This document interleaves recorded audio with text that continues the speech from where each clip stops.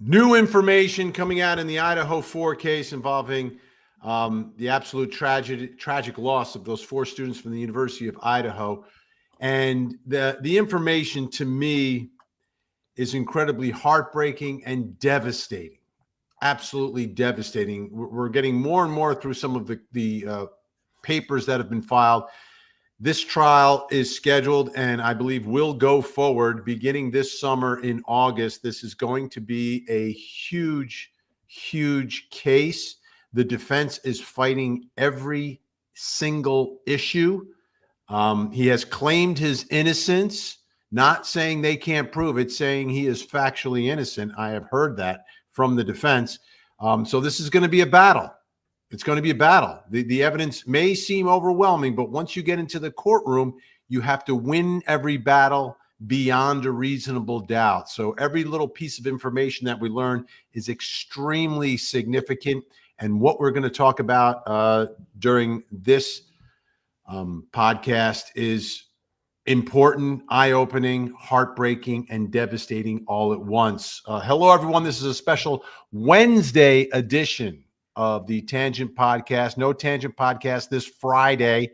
I may be flying solo, but with me, as always, Albert Wunsch III. Viva la Tangenistas. And the radio legend, Jonesey. Good evening, good afternoon, good day. Wherever you are around the world, this is the Tangent Podcast.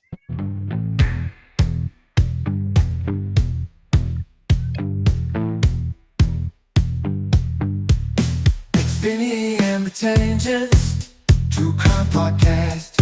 Vinnie has the blue eyes, Al cracks the jokes. Jonesey stays behind his shades, entertaining all the folks. It's Vinnie and the Tangents, True Crime Podcast. Load up all your comments, hit those super chats. Let's go smash that like button, so we can all have a blast. Vinnie, Al, and Jonesy on the job. They're the Sugar Hill gang of true crime. They're telling stories of days gone by. They take crime and turn into a good old time. It's Vinnie and the Tangents, True Crime Podcast. All right, welcome. Usually that is the soundtrack to Friday. This week it's on a Wednesday. We wanted to make sure we got a podcast in this week because Al is going to be, are you going abroad? No, I'm not going to be abroad. I'm going to Atlantic's Frantic City, heading down to Atlantic City to lecture all of my brother and sister lawyers on the latest developments in criminal law in the state of New Jersey from 2024. So I will be lecturing on Wednesday night, Thursday, and Friday. Okay, so if you're in Atlantic City, Harris, stop by. Stop by Harris in Frantic City to see Al. So obviously a lot of people right now are focused on what's happening in Dedham, Massachusetts in the Karen Reed trial, which is a huge case. But we've got another huge trial that is getting ready to go this summer. It is scheduled for jury selection in August. Of course, it's the Idaho 4. We're talking about the 4 students whose lives were taken. This is a big one. It's a D-Pen trial. And this one, this one, what you have to understand is the way it's being litigated very aggressively by the defense. Like obviously Karen Reed, very aggressive as well, but the case is different. It's much different in terms of people knowing each other. This is an alleged stranger, an alleged cold-blooded stranger who attacked that night. And we do know that there are surviving roommates from inside that home. And that's what we're learning more information about some of the things that were happening that night and how it all went down. So I wanted to, and this came from some recent filings in the case. So I wanted to put that up on the screen real quick here. I think this is the first one. Is this the first one? This is the first one. Okay. So I'm going to read it, and then we'll go through the significance of this as well. So after spending the evening out, the roommates, Dylan, Bethany, Kaylee, and Madison, returned to their home at 1122 King Road in the early morning hours of November 13th. At approximately 2 a.m., think about this, it's just 2 hours prior to the home invasion and what happened. They met up in Kaylee's bedroom, talked for a while before going to bed. So 4 of them are upstairs at that time. Now, the 5th roommate, Xana, who was out with her boyfriend, Ethan, was not home yet. So you have the 2 surviving roommates, Dylan and Bethany, with 2 of the victims, Kaylee and Madison, 2 hours before the attack, upstairs in Kaylee's bedroom. Xana was out with Ethan. The roommates debated going out to a food truck for a late snack, prompting Dylan to send a 2:10 a.m. text to an Uber driver she knew to see if he was driving. Ultimately, they decided to just go to bed. So let's start there. So all 4 are home before Xana and Ethan end up back in the house. But at 2 a.m., they are debating whether or not to go out again. And if, in fact, they had gone out, had made the decision to, oh, okay, let's go, that may have completely changed everything that night.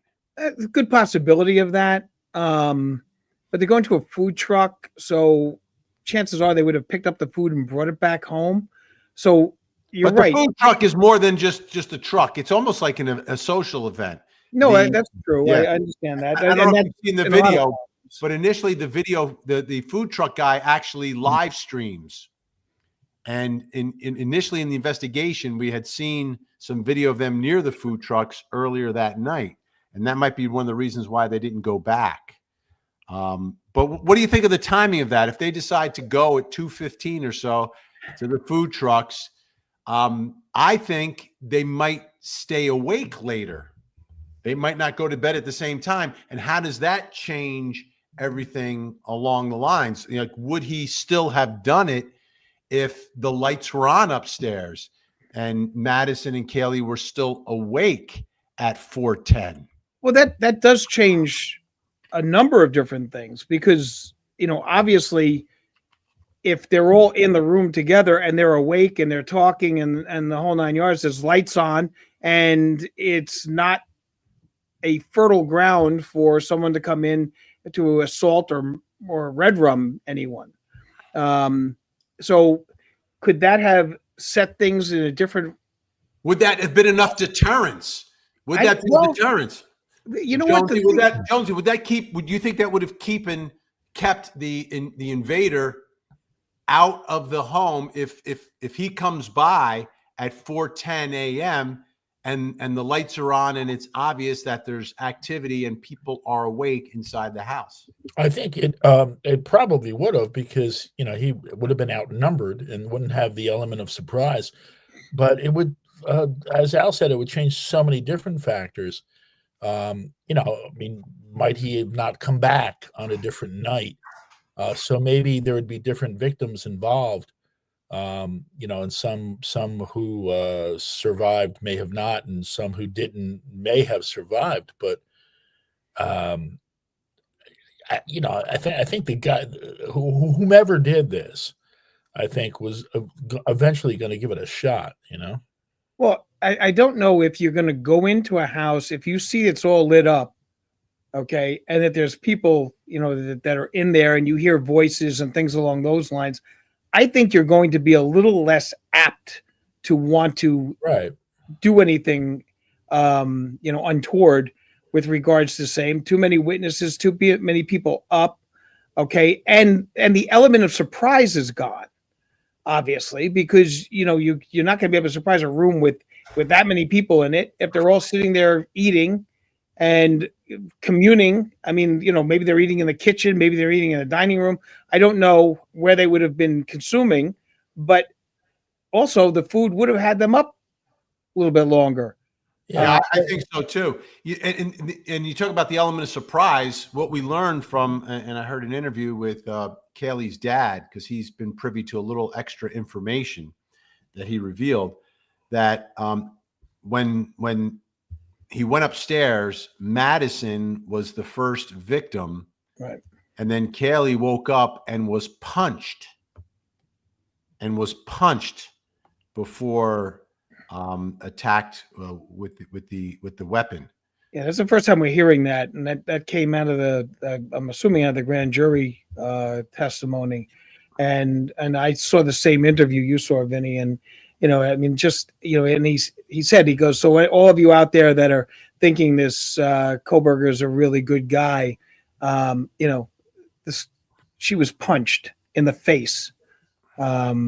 And which tells me he purposely went in a moment when he felt that they would be vulnerable and asleep, so there would not be the resistance, because just the sheer number of resistance, right? If you go into a home and there are people awake and they see and they hear this guy dressed in all black coming in the home, there's going to be some screaming, some yelling, and it's not going to go down. And right, and one's going to get out. And how much further past 4:10 a.m. are you going to wait? Because I don't know what time the sun rises there, but I mean, you start getting into like the 5 a.m. hour. Is he just going to call it a night and then perhaps try on a different night to engage in this? Well, that's the interesting question, as to how this house was picked. Had this house been targeted? Information that had been going on with regards to his study of this, things like that are fascinating to think about, because obviously it's not random. I mean, you don't randomly pick Right. a house and do this kind of a situation, especially with his background and everything else. It doesn't make any sense that this would have been a random thing. This was a target. It had to have been a target. He knew where they were. He knew what he was looking at. He knew what he was dealing with. So under those circumstances, you're right. If it gets later in the morning, then there's also more people out. Yeah. You've got people going to work. You've got people doing, getting into school early, things along those lines. And then he's going to be less, he's going to be vulnerable to being surveilled as he's trying to get out. It's also more likely that somebody in the house would have gotten to the gotten around to calling 911 too, if people were stirring about and this happened. Now, what's interesting also, you talk about, because it takes place on two different floors, right? So there's the floor where everyone believes he entered and exited, which is where the kitchen is. There's the bottom floor, and the bottom floor is where you had Bethany. Dylan is on that middle floor where Xana is. Now, Xana, and there had been I think it was an Uber Eats, one of those delivery services, makes a delivery of food just prior to the home invasion. And this dynamic has me very, very confused as to how this went down, because I would think if they got a delivery, they likely were not sleeping, Ethan and Xana, if they had just gotten this food delivery. But they are, I presume, behind closed doors, or I'm not sure exactly what they are doing, what they are hearing, and if they're noticing anything. How long it taken for them to consume the food, and if they were eating it in the room. Like that part is not clear to me yet, but that's another part of this, because we do believe he goes upstairs first, and that's where Madison and Kaylee are. Then on the way down, before he exits, he ends up in Xana's room, and that's where Ethan and Xana are. So it's two people there. Obviously, they're sort of trapped and stunned and shocked, I'm sure, by someone wielding this weapon. But I've got to think they may have been awake. That's a hard one to call on. And as we see, there's so much information that has not been revealed, and that even that little excerpt we got with regards to the grand jury testimony and about the, one of the victims being struck in the face and being punched. There's a lot of information that I think we're going to be getting out. They'll be getting out sooner rather than later on this, and we're going to know what was going on and what was happening. There's no doubt in my mind that they have been very, very careful to not release a lot of facts on this case, primarily because of the active defense that has been, on top of them with regards to prejudice, with regards to his Asperger's syndrome, with regards to all of these different things that they're doing to try to protect their client, which is perfectly, fine. I mean, that's their job. They're trying to keep the lid on a lot of this stuff, and that's great. That means that the trial is going to be fascinating. I'm trying to figure out, and I think there had to have been some level of like the opening of the door. There's a reason for him to go to that next door. Like, was his purpose to take out everyone in the home? Because he didn't. He didn't, because Bethany and Dylan survived. Bethany downstairs and Dylan on the same floor as Xana. And Dylan is the one who saw the intruder dressed in all black with just the eyes and the bushy eyebrows exposed. And I'm wondering why she is spared and exactly what happens in the when Ethan and Xana are taken out. Now I'm going to show you some more information here. We're getting more information about the scene from all of this. So let's get to a little bit more of it as we move on here, so we get to see what happened. Now, during the exchange, the foregoing exchange, and what they do is in the papers, and we talked about the text messages going back and forth that night. Dylan attempted contacting Ethan through Snapchat. She again tried calling Kaylee and Xana, but neither responded.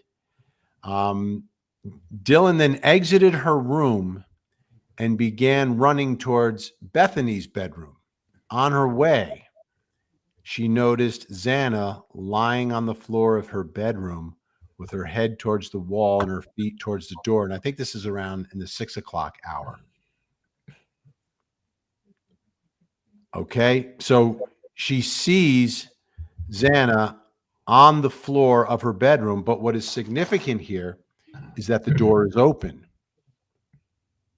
The bedroom door is not closed. So Xana is not behind the closed door there, and she's on the floor. If she's on the floor, that tends to tell me that she was awake. Doesn't it tell you that she's awake? Because if she was sleeping, she would have been like the other victims in the bed. There's a possibility of that. She could have also fallen off the bed after, being attacked. She could have fallen off. Now that probably would have made a noise, but that's the other thing on this is that, I had surmised that the reason why maybe the other two were not attacked was that he's exhausted. I mean, you go through with 4 individuals and with you're not using a weapon, a gun, you're using a knife. Right. And there's some resistance in this. There is resistance. And that takes a lot out of you. I don't care if you've got adrenaline or not. Okay. It is physically demanding, okay, to do what he did with regards to these 4 victims. He may have just been exhausted and wanted to get the heck out of there. Also, you've got a time factor. You don't want to be in there that long because the more time he spends there, the greater chance he could be discovered or he could have, be pulled out. Now, this brings us to something else. Do we believe that the other 2 victims were intended or there was some confrontation on the way out where he notices that they see him and maybe, I don't know if something is said, if there is like how that goes down, but why does he go to that second room was the purpose to go upstairs, Madison, Kaylee, and out, and on the way out, there's a confrontation? That's a very good question. I mean, I think you go to the top because that also is a little more controllable. I mean, there's one way in, one way out, right? So, maybe he's got the control on that with that floor. And the other thing is with that bedroom is when you go behind the complex and there's a parking lot behind, when you have to go, there's an apartment building next to it. You go up that driveway, but then you can kind of veer around behind where the home was. And because this home was very unusual, it was 3 levels built into a hill, that when you got to that parking lot, which is sort of on the top of the hill, you could see directly into the bedrooms upstairs. So I think you had a much better idea of what was happening in there if you actually could see the people when the lights are on, and then you would know when the lights were off. The only entrances led into the first floor, I assume? There's 2 ways to get into the home. There is a sliding door that is that's the middle level where Xana and Ethan were and where Dylan was. That's the middle level. And that, to get to that, you either park in the lot in the front and go up the hill, or you come from behind and you go slightly down the hill, and then you go to a patio and then the sliding doors. The other way in is on the bottom level where Bethany was, and that is a regular door with, I think, a combination lock. No one believes you went in through that way. Everyone thinks it's the sliding door, and I think everyone believes that the sliding door was left unlocked. Well, I'm just, thinking of his order, and how he went. I would think that you would want to, if you were taking out an entire house of people, you would start with, the floors in which they could exit, and then the final floor is trapped. Of course, everybody has like communication via phone and all that kind of stuff. And who knows how much thought went into this and how much was passion gone awry. But I would think you secure the exits. And to do that, you would go second floor first and then go up to the third floor. But everything that I've heard, everything I believe is that the third floor is where he goes first. And apparently Madison is the first victim, and then Kaylee, who was fighting back. By the way, Johnny Knoxville watching today. Thank you, Johnny Knoxville. Great to see you, Vinnie. Thank you for the great unbiased true crime coverage, and thank you for the support, Johnny Knoxville. Very nice. Hey, John. Johnny Knoxville as an outlaw country on the Satellite. I don't think this is the actual Johnny Knoxville, the MTV star and the right. That's why I asked. Yeah, but I think he's a big fan because I didn't see a check mark per se. That's why you go to the top floor first.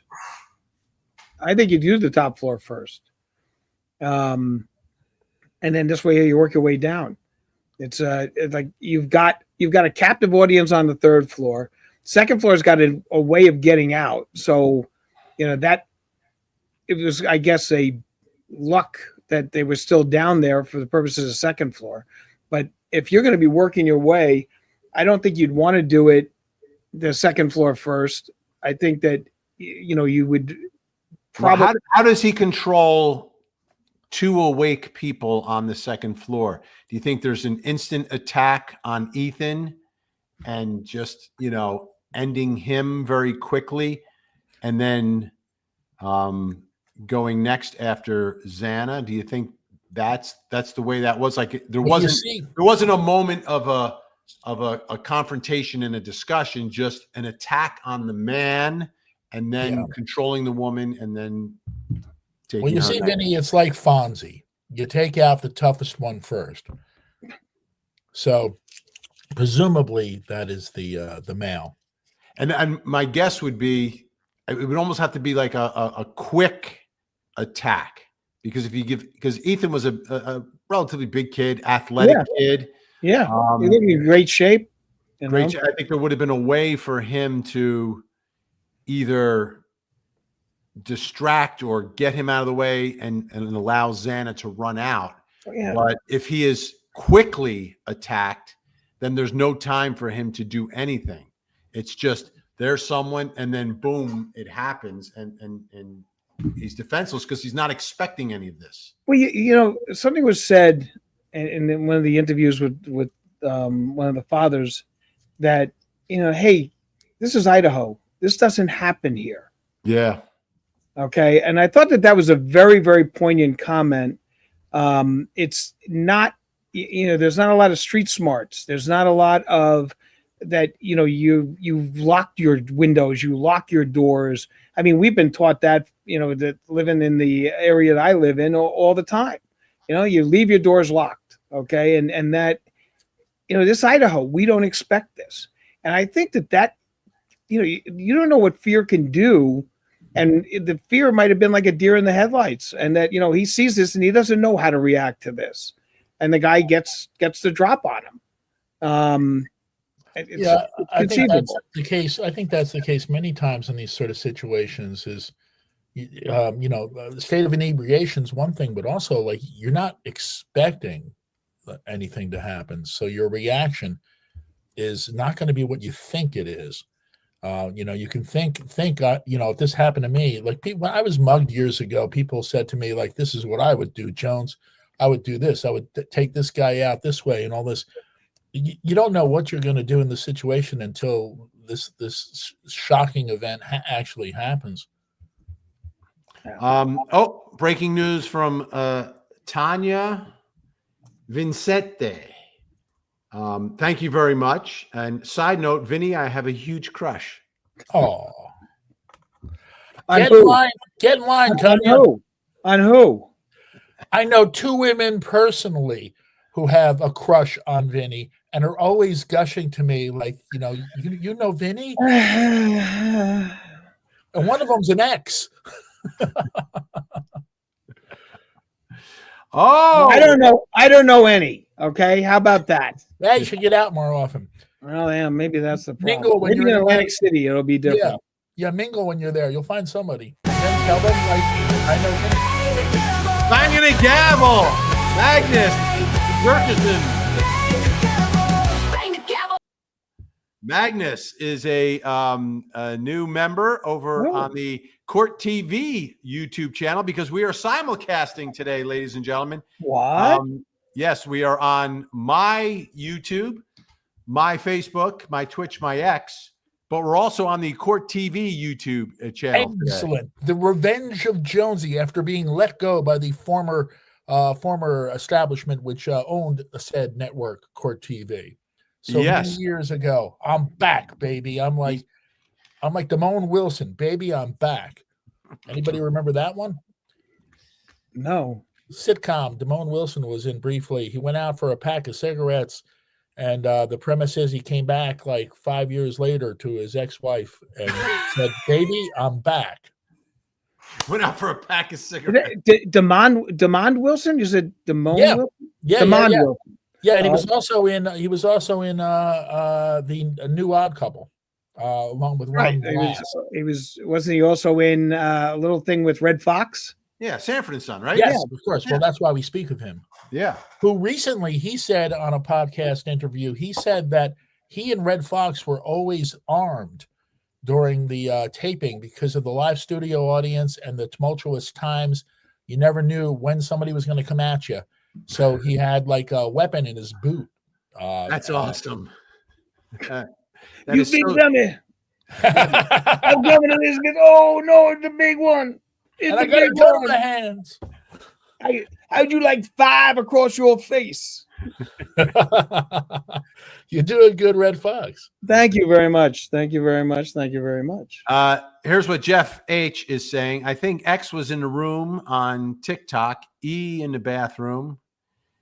X thinks footsteps coming. So he thinks Xana was in the room on TikTok. So she is looking at her phone. Ethan was in the bathroom. Xana thinks the footsteps coming behind her are Ethan, but he's in the bathroom. Ethan leaves the bathroom and finds Xana on the floor. Oh, that's interesting. I guess that's possible. I never thought that maybe they weren't in the room together at that moment. That's and that would interesting. also explain why the door might be open at that moment as well. That's great. Thanks so much, Jeff H. Appreciate that. So there's another part of this is that this is at 6:30. Remember, 911's not called to 11. That Dylan did see Xana lying on the floor of her bedroom.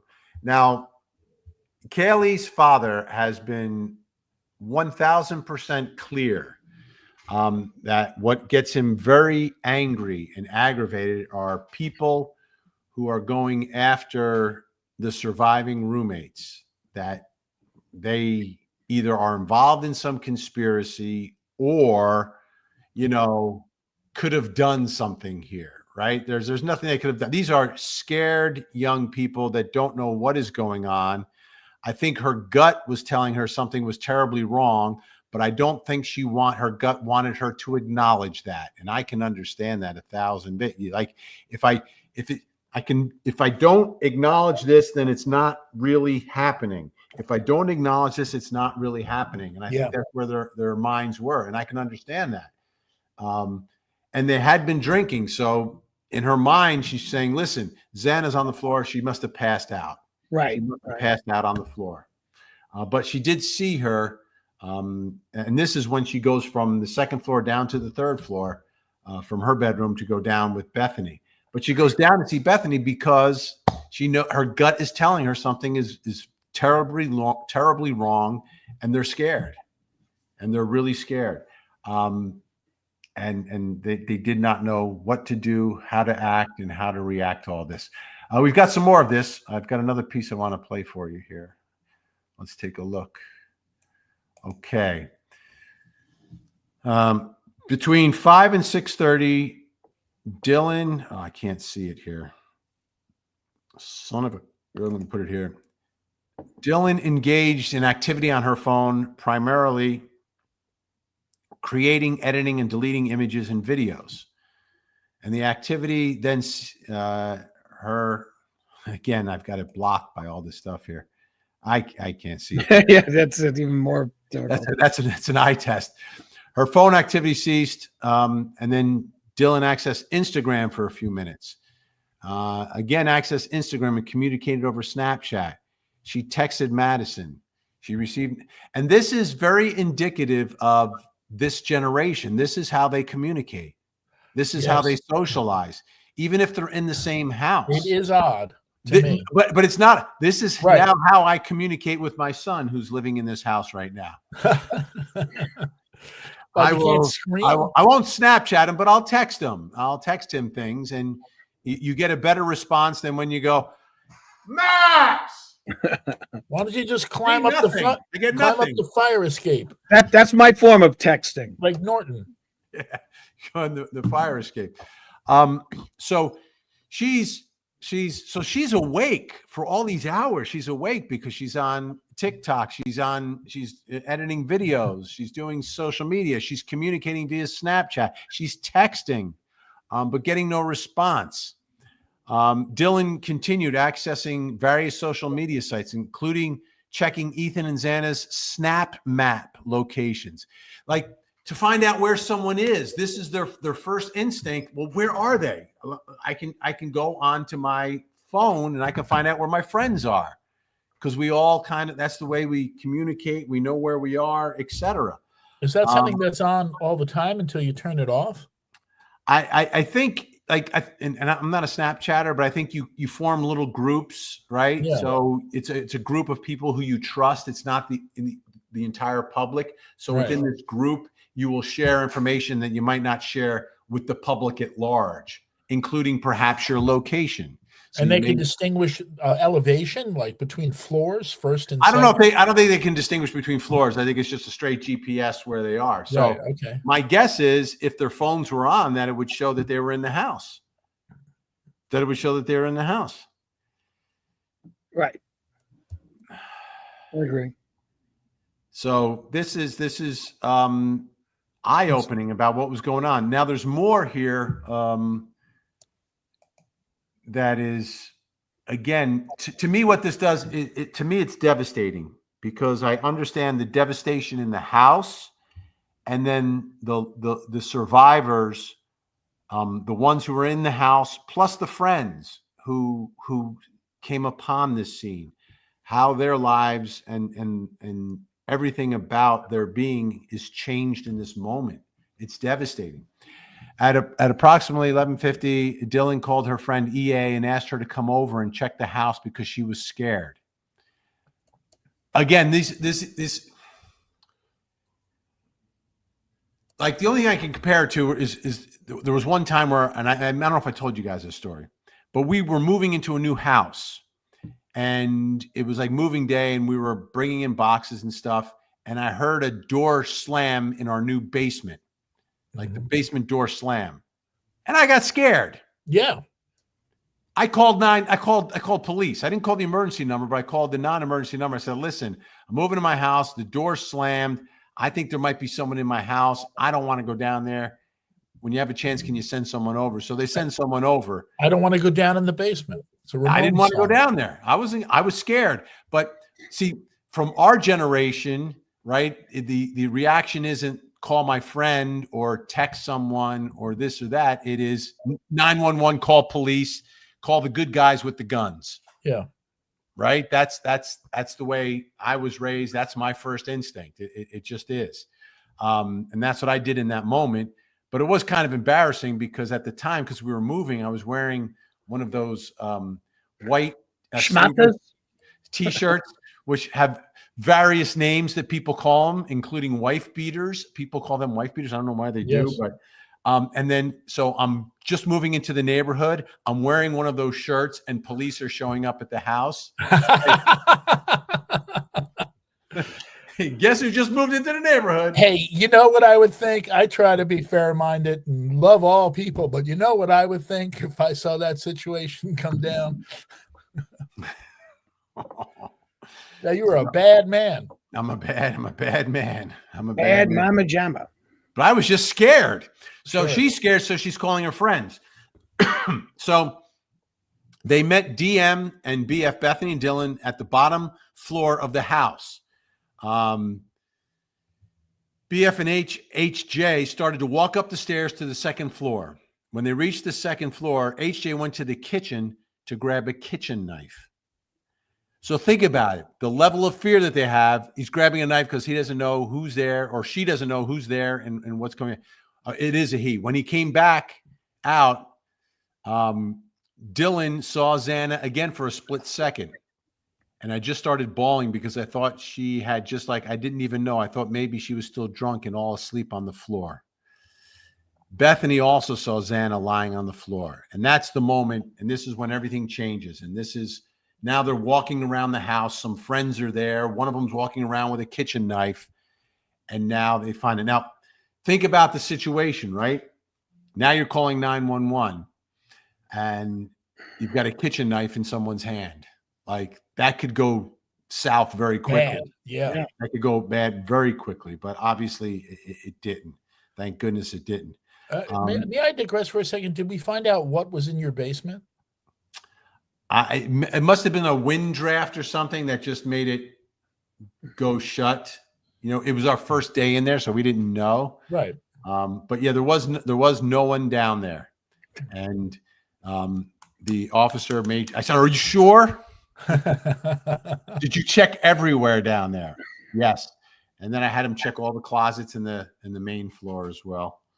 And then I said, I'm sorry, but and then the officer was nice. He said, no, you did the right thing. Sure. You did the right thing. You did. No, that's what they always say. I I got to tell you what they're thinking. They're going, "What a wimp." Okay. That's what they're thinking. What a wimp. Well, I'm just protecting my family. Yes. Then you should have sprung downstairs. Well, on your own. We hadn't unpacked the kitchen knives yet, so I had You don't nothing. need the knives. I had You go nothing. down there and You know, you potential Knowing the fees, which were registered with the FBI. I got a as left lethal that weapons. kills, and I got a right that paralyzes. You choose. That's Hey, what if I were an intruder in your place and I was in your basement, you came running down the stairs in one of those T-shirts. I can't use the name that we used to call them, but one of those white beater shirts. I'd be out of there fast. Watch out. Oh, Mary D today. Thank you, Mary D. Albert, hello. Am Hello. I chopped liver? I take Yes. it, Albert. Albert, you've ignored a message or something. No, I from think Mary? that she's using a comment that I make when they send Yes. salutations to you or salutations to Vinnie, and I'm neglected. I'm like, what am I, chopped liver here? Huh? So where does that come from? Like, am I chopped liver? Like, what? Have you Well, ever that's had chopped liver? That's like a good old Borscht Belt phrase. So it's something that's unappealing. Chopped liver. But, Is that I would think so. yeah, because like nobody really likes the chopped liver. okay? Okay. Now, and Fonzie didn't either, right? Full circle, Jonesy. Won't eat liver. Of course That's not. right. Who would? Have either of you ever had chopped liver? No. Yes. I never Yes. have. And I Yeah. like liver. I like. Do you liver. like it? What does it taste like? Chicken? Well, chicken livers and spaghetti is an Italian delicacy. Okay, calf's liver is wonderful. Okay, so I'm I've had a astonished river of that liver. We don't eat such disgusting things. We go right for the esophagus. Do you eat the sweetbreads? The sweetbreads. I didn't know. I used to think sweetbreads referred to like Good? desserts and sugars and stuff. Oh no. No, far from But I that. found out. Oh my goodness! Oh my stars! Oh my, oh my. All right, Jeff H is continuing here. Let's take a look. Heavens to And murder. then Ethan is ambushed as he's checking on Xana on the floor. Maybe Ethan is even saying, it's okay, I'm going to help you. Then gets hit by the kill. That makes a lot of sense, Jeff. That would work. That does make a lot of sense and could potentially explain how two people could be handled at once, because it was one at a time. And Ethan is vulnerable because he sees Xana and he is comforting her in the moment that he's taken out. Yeah, it's almost like that scene in Halloween, the original movie, with the one girl's in the bed and then he comes in, she thinks it's the boyfriend, it's not, and then the boyfriend actually was already red rum before that and was like lined up against the door.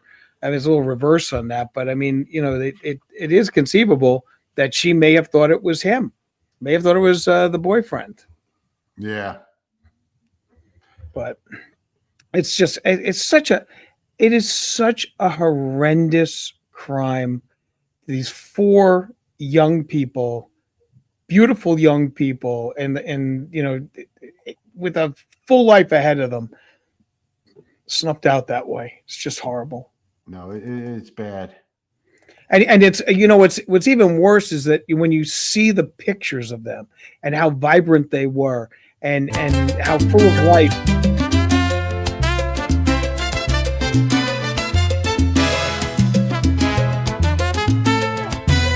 Thank you, April Diaz. Have a great day today. Thank you, April Diaz. We appreciate everything you say.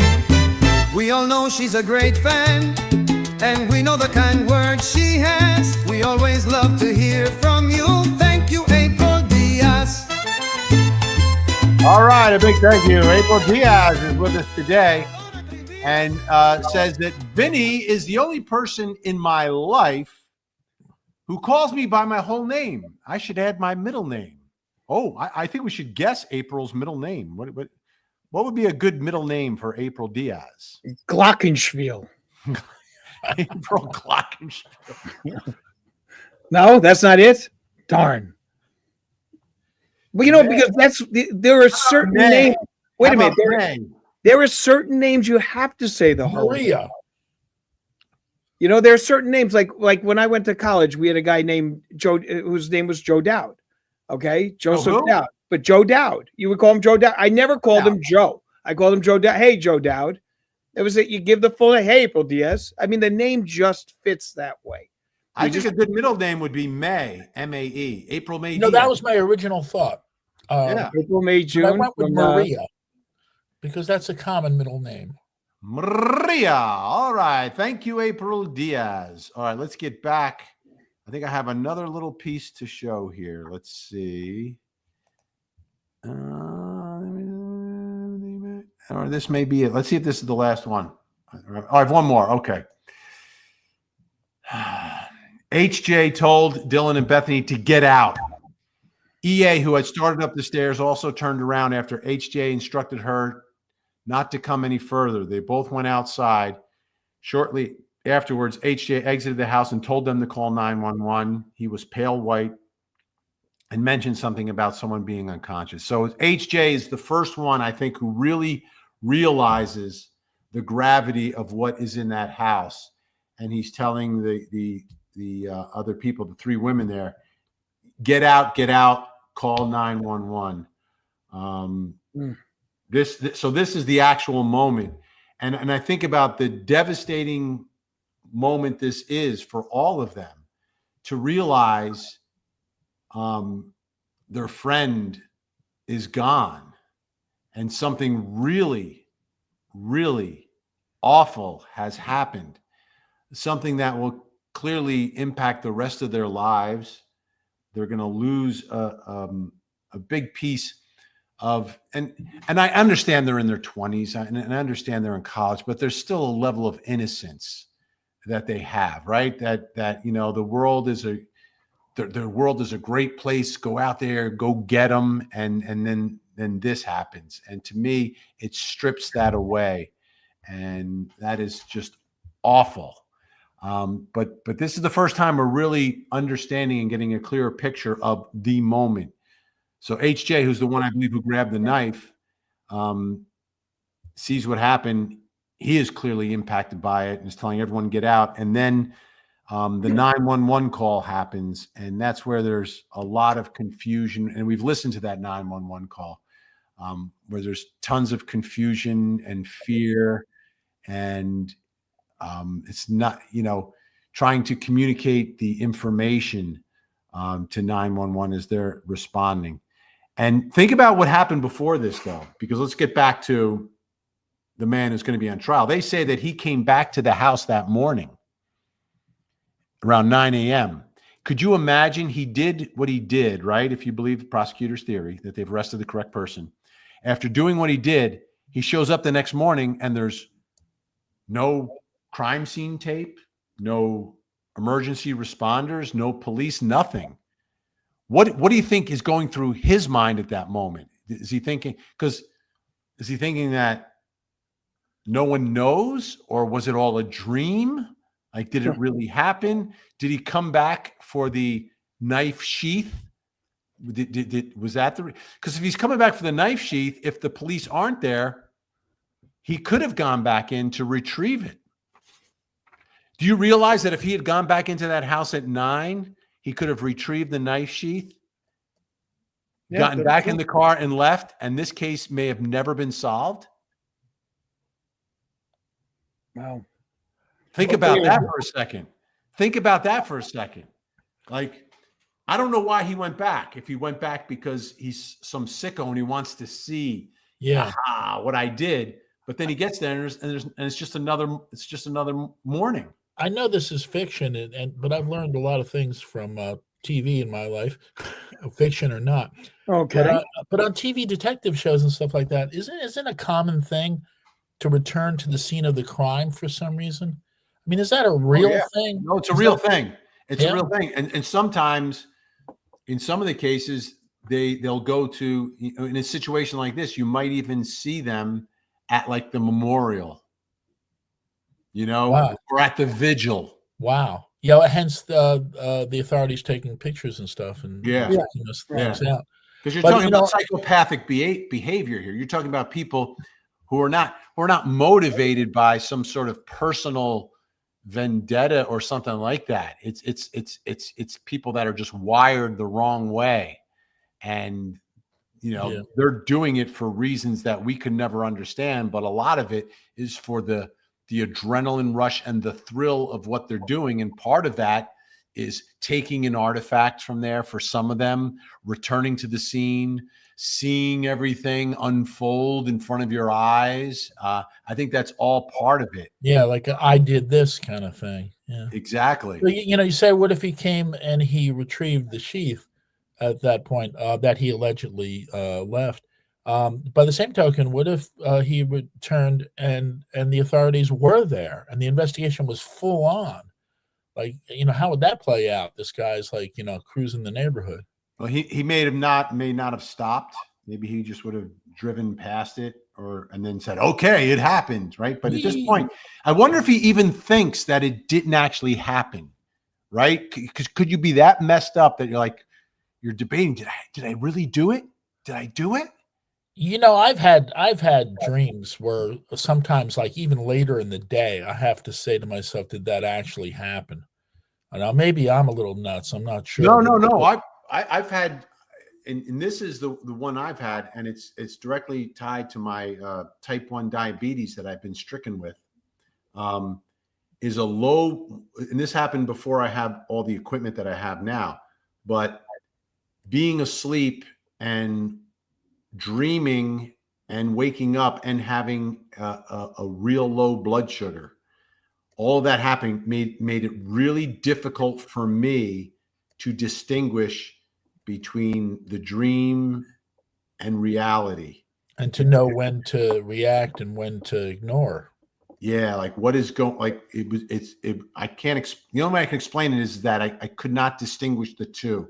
Yeah. The bright line that is usually there was gone, and my reality was woven in with how I was dreaming in that moment. I think that makes a lot of sense, really, because it's real life seeping into your dreams, real life concerns. I'll sleep with the news radio on, and when I wake up the next day and think about what I dreamt, a lot of it was an offshoot of the actual news that was going on the broadcast seeping into my head. Like, this is your real life seeping into your dream. Should me and Al make a recording for you to go to sleep to and see how it impacts you? This is a tangent, but Major League Baseball, the channels in between innings, when they're not playing commercials, when they're not allowed because it's out of market, they have this thing called Zen Baseball Zen, where they just play baseball noises, and I watch it and I think it's beautiful, and I would love to sleep to that. So if you could work that out for me. Okay. Come back here, you rabbit. People. Jeff H is back. He is prolific today. Jeff H, few talk about the K-bar knife handle as a hammer. Could the K-bar knife handle be used as a weapon? I guess you'd have to have it in the sheath and hold it by the other end to strike. I guess that's possible. That's possible, and could be an explanation as to how the sheath somehow is gone and left. It also makes a great handle to hang on to that. Mm-hmm. All right, so let's go back to what you were talking about with the was this coming back to see if it was a dream or whatever. So it's sort of like American Psycho, or Christian Bale. Was it really true what he was doing? Was it not true? Right. What was the situation? Exactly. And don't tell me whether it was or wasn't, because I've watched the movie, but I don't think I've watched it all the way to the end. You got to read the book, and that'll actually help you out on that. Do they have books on tape? Yes. No. And Jonesey will read it to you. I had a few friends who were really into that and the book, and may I say that they were both quite sick. They weren't bad guys, they didn't do bad things, but they had a lot of bad thoughts, and they were really into that book. So Al, I'd be careful of that. I've read the book and I've seen the movie. That's where it ends for me. Yeah. No, I understand. Al, Verica 815, I have a crush on Vinnie too, watching you from Switzerland. Yeah, wow. Yeah. I hope you crash into a mountain. All right. I hope your Swiss Miss is poisoned. Okay. Do they drink Swiss Miss there? Instant cocoa. Does it come with those little dehydrated marshmallows? Well, who would take it any other way? Okay. Oh, jeez.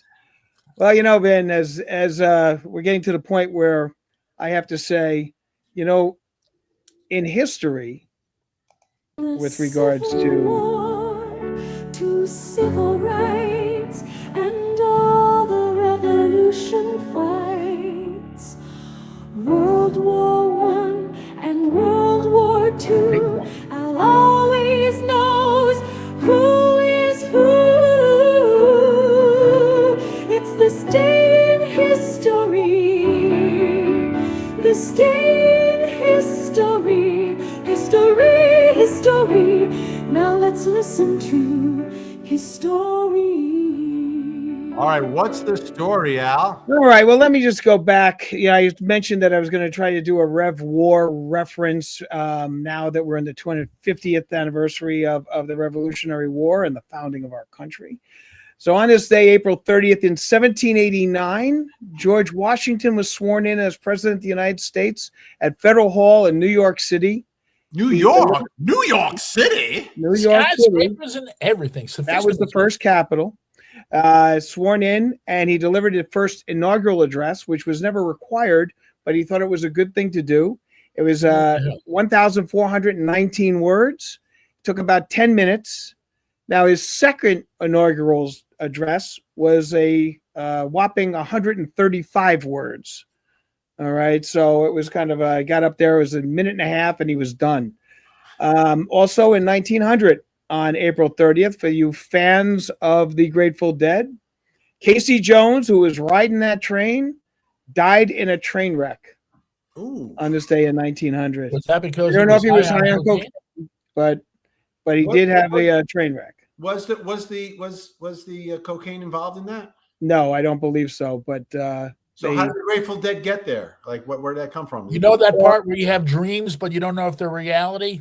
That was probably the Grateful Dead. If you're going to go, train rhymes with cocaine. So if you're sitting there trying to figure this out, just go, riding that train, high on cocaine. Okay. That makes sense. I got All right. April 30th, 1945. Adolf Hitler and Eva Braun commit suicide in the bunker. Okay. In Berlin. She took cyanide. He took a cyanide pill and shot himself in the temple. I knew that date. You know how I knew that date? Okay.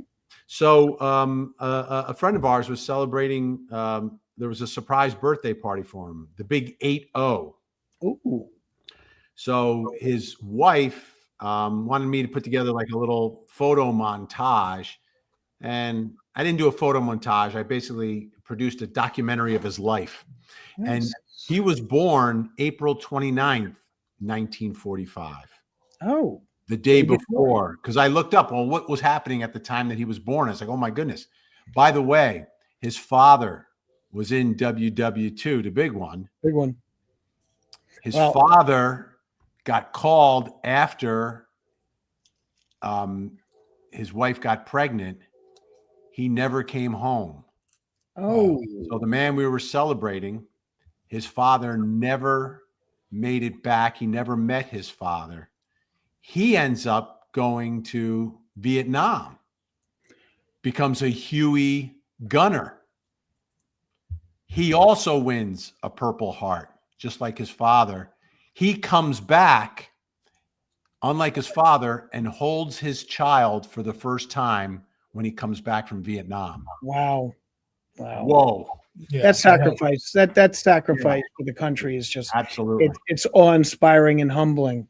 Yeah. That's how I knew about this day in history. Well, with regard to Adolf Hitler, okay, the bodies were burned, and I had actually had the opportunity to interview 3 individuals who were in the bunker with Hitler, and that had witnessed the bodies being taken out. And I actually had them on a photograph show me exactly where the bodies were burned. And those 3 were Otto Gunsch, Trendel Gunga, and Rothus Misch. And so I had the opportunity to speak with them back in the mid 80s, which was fascinating to talk to them about what was going on in the bunker at that time. Now, were they on that same team as that guy? They were. Otto Gunch was a aide. Trundle was his secretary who So the typed up. interview, are they locked up? No, no, no. They were the three of them were in a Russian prison and were released. So they were there. They served time and then they were released from the Russian prison. But And Russia was on our side for that one, right? Yeah, well, that is true. We were allies, but originally the Russians were allies with the Germans, because when you take a look at what happened in September of 1939, when the Germans went into Poland, they went in on one way. The Soviets came in the other way. There was a non-aggression pact between the two countries, and they divided Poland. Oh, Right? So that's what happened. And then Hitler had believed that he needed the areas that are now in the war, okay, with what's going on in Russia right now, and decided to attack Russia and create a two-front war, which was basically his undoing. So Russians and the Germans were allies. They divided Poland, and the Soviets were just as evil in Poland as the Nazis were. wow. They executed thousands of Polish soldiers and then tried to blame it on the Germans. Gotcha. But that's another point. Also on this day, going to throw a little Vietnam situation for us. Fall of Saigon on this day in 1975. That's the South Vietnamese surrendered to the North Vietnamese. Saigon had been captured, and the war was over. And it was a horrendous kick in the where to the Americans that fought hard enough to die, but not given the opportunity to fight hard enough to win. Horrendous situation. Rock in a hard place. Right. So in true crime history, April 30th, 1927, in Alderson, West Virginia, the first female federal prison was opened. Prior to 1927, federal female convicts were required to be segregated in male prisons, which led to a lot of problems, as you could well imagine. Yeah. So they set up this prison. Notable inmates at this prison. I believe in equal rights, so they should have a prison. And they did after 1927. They had their own. Notable inmates that have served time there. Lolita LeBron was a member of a gang of Puerto Rican nationalists who. How about Ma Barker? No, but you know what? Machine Gun Kelly's wife was in there also because they thought that she was an accomplice to a kidnapping that he was involved with. But Lolita LeBron, listen to this one. Okay, I'm sure no one knows this. She was a member of a group of Puerto Rican nationalists who opened fire inside the United States House of Representatives and wounded 5 congressmen. Okay, and then she served 25 years. This was in 1952, I believe. And she served 25-year sentence, and then she was exonerated or commuted. A sentence was commuted by President Jimmy Carter. Also in that prison, Lynette Squeaky Fromm, okay, a member of the Manson family who had tried to assassinate Gerald Ford. She served 34 years there. And Sarah Jane Moore, who also tried to assassinate Gerald Ford. She served 32 years there. So that is our true crime in history today, and our in history 3 very, very major events in United States history. May I add something that happened on this date, April 30th? If I have Absolutely. time. 1977, April 30th, I, with my first radio program's listeners, took a bus to Baltimore, Maryland to see a wrestling match. It was a program about pro wrestling because we got wind of the fact that Bruno Sammartino, after many, many years, was going to lose the title. He was going to drop the title. So we went out to the Baltimore Civic Center. I financed it by illegally selling bootleg posters outside of the arena. I was like 16 at the time, maybe. going on 17, somewhere around there. Superstar Billy Graham defeated Bruno Sammartino for the world championship. And you were there. WWF championship. Yes, I was there. And isn't Superstar Billy Graham a Jersey guy? Didn't he live in the Jersey Shore? I thought he was from the Jersey Shore. No, you're thinking of Triple D was his name. Ken Patera, Olympic strongman. No, you're thinking of a guy from the WCW who was a former bar bodyguard, Triple D or something like that, or Double D. Johnny Knoxville. Watch the video of BK in court when the defense and state were discussing allowance of the Amazon history. He is very uncomfortable. And the Amazon history is relative to the purchase of the BK weapon and a replacement one as well. That's huge. Diamond Dallas Page. Okay. Diamond Dallas Page. That's correct. Okay. All right. That's the one. But there's also another one. The guy that was, oh, geez. Bam Bam Bigelow. That's right. Bam Bam Bigelow. That's right. Okay. That's exactly DJ'd his daughter's wedding. Really? Was he alive? It's a long story. I was doing a live remote on the Asbury Park boardwalk where his daughter was getting married on the boardwalk by the convention hall. So I was playing music. I wasn't really their DJ, but I became friends of the groom afterwards. So essentially, I DJ'd. A bunch of bikers showed up. They got married while I was doing a remote broadcast. Listen, Anita Mayu Wilson asking, didn't Squeaky escape for 3 days because she thought Charlie was sick and dying? Yes, she did escape. That's why she spent 34 years there. So she Squeaky. could get out. That's a Squeaky great was like nickname. a fringe member of the Manson family. No. She was a very, very mainline member of the Manson family. She was at every day of the trial. She shaved her head. She carved a swastika on her in between her eyes. They were crawling on sidewalks and things along those lines just in honor of Charlie and everything else. It was a remarkable, she was not a fringe member. Sarah J. Moore had nothing to do with the Manson family. How about this? Charlie the fragrance? Yeah, Charlie. Olivia on the go. I wonder if he, meaning the accused, the suspect here, missed Dylan because she was inside her dark room and BK's eyes were having trouble adjusting due to adrenaline and brought the LED sign he passed. I think he was just tired. Do you think he saw her? Do you think he saw her? I do think he saw her. I think that he saw her and was exhausted and was like, I got to get out of here. I can't waste any more time.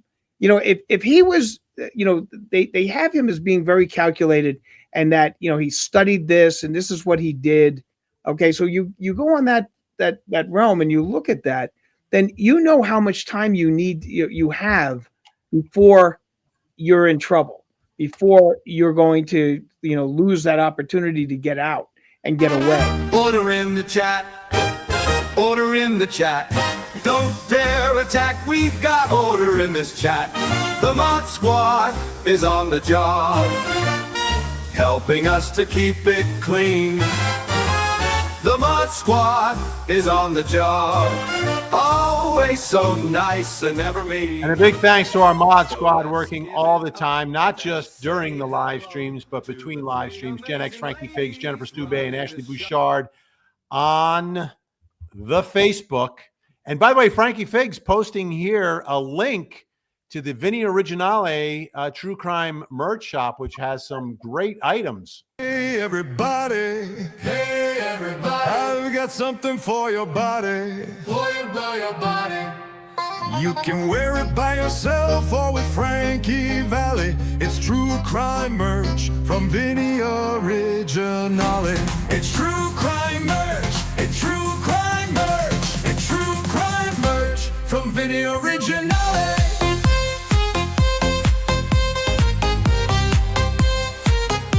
From Vinnie Originale. All right. I had to get that word in. Okay, we are almost out of time, boys. Oh, It went by fast. I know a lot of folks were focused in today on the Karen Reed trial, so we appreciate you jumping in here during their lunch break. And thank you to April Diaz once again. Here's my have a great week, all. Thanks for playing my song, Vinny. By the way, I have a crush on all three. Yay. Wait, check this out, Jonesy. I had friends who wrestled for WCW. They all died. This took a dark turn. Oof. Yeah, it's a tough life, especially in the modern era where guys expected to take 72 chair shots to the head instead of And those are real chairs they use, right? It's remarkable that mankind is still props. alive. I mean, you take a look at what they did, and the hit those steel cage matches, unbelievable. See, when I was young, though, you could achieve drama by Bruno Sammartino, the good guy, putting the other guy in a bear hug for like 5 minutes. I love And the we'd be drama going of nuts. Chief J Strongbow. Oh, What about Ivan Putski with the Scarpa. Ivan Putski, the heart Polish Polish power. power, man of the That's right. hour. the, All right, Pol- the Polish the heart punch, knock you right down. Stan the Man Stasiak. Stan the Man Stasiak, yeah, of course. All right, Of course. we're out of time, guys. Oh. I hate to be the timekeeper at the bell, but I am the timekeeper at the bell.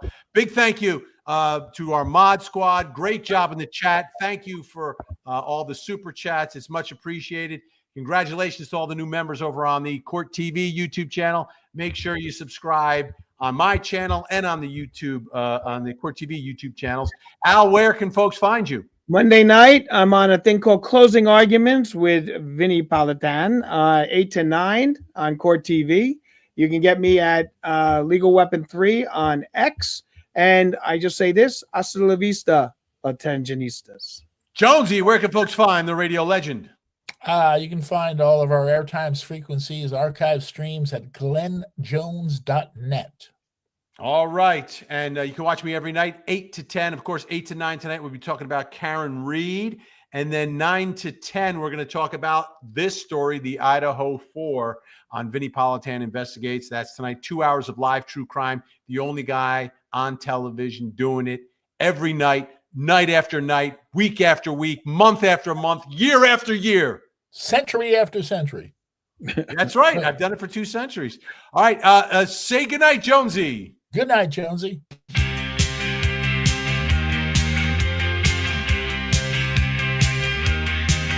Good night, everyone. Good night.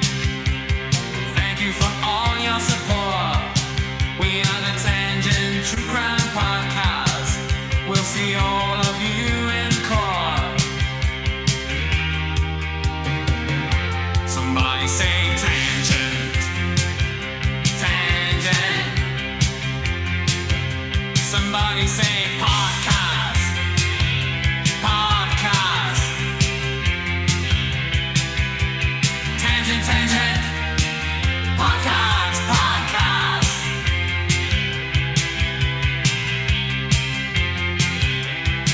This is the Tangent Podcast.